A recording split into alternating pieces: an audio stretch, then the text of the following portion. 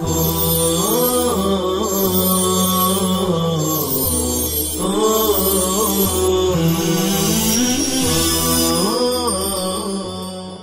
طور پر ہم سب موت سے ڈرتے ہیں، خود میں بھی ڈرتا ہوں،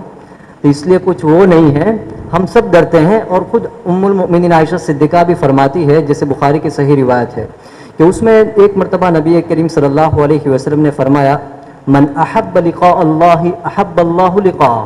کہ جو کوئی اللہ سے ملاقات کو پسند کرتا ہے اللہ بھی اس کی ملاقات کا شوقین ہوتا ہے۔ یہ آپ صلی اللہ علیہ وسلم نے فرمایا۔ تو ام المؤمنین عائشہ صدیقہ نے فرمایا کہ انا لنکرہ الموت، کہ ہم تو موت کو ناپسند کرتے ہیں اور موت کے بغیر اللہ سے ملاقات ہو نہیں سکتی، تو یہ کیسے؟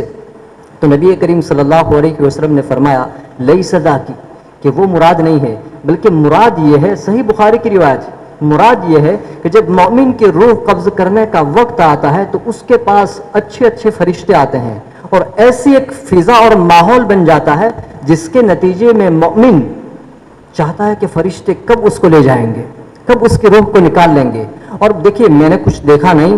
اس لیے کہ یہ وہی دیکھتا ہے جس کی موت ہوتی ہے، لیکن میں نے تاریخ میں بھی اس کے اوپر بہت زیادہ پڑھا، لیکن کہیں ایسا نہیں ملا کہ کسی نے کوئی اپنا تجربہ بیان کیا ہو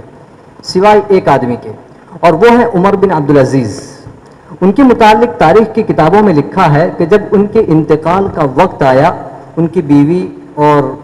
رجا ابن حیوہ وغیرہ ساتھ میں تھے، تو انہوں نے ان سے کہا کہ تم نکل جائیں، میں ایسے چہروں کو دیکھ رہا ہوں جو نہ انسان ہے نہ جنات۔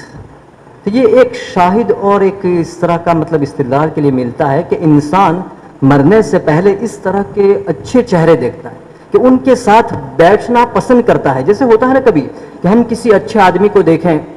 یا کوئی اچھی چیز بھی ہم دیکھیں تو ایک طبعی طور پر ہمارے دل میں اس کی ایک محبت پیدا ہو جاتی ہے اور اس کی طرف ہم کھینچے چلے جاتے ہیں۔ تو اسی طرح سے فرشتے بھی اتنے خوبصورت اور اتنے اچھے منظر کے ساتھ آتے ہیں کہ انسان اس کے ساتھ جانے کے لیے بالکل تیار ہو جاتا ہے۔ تو نبی کریم صلی اللہ علیہ وسلم نے فرمایا کہ یہ وہ مقصد ہے من احب لقاء اللہ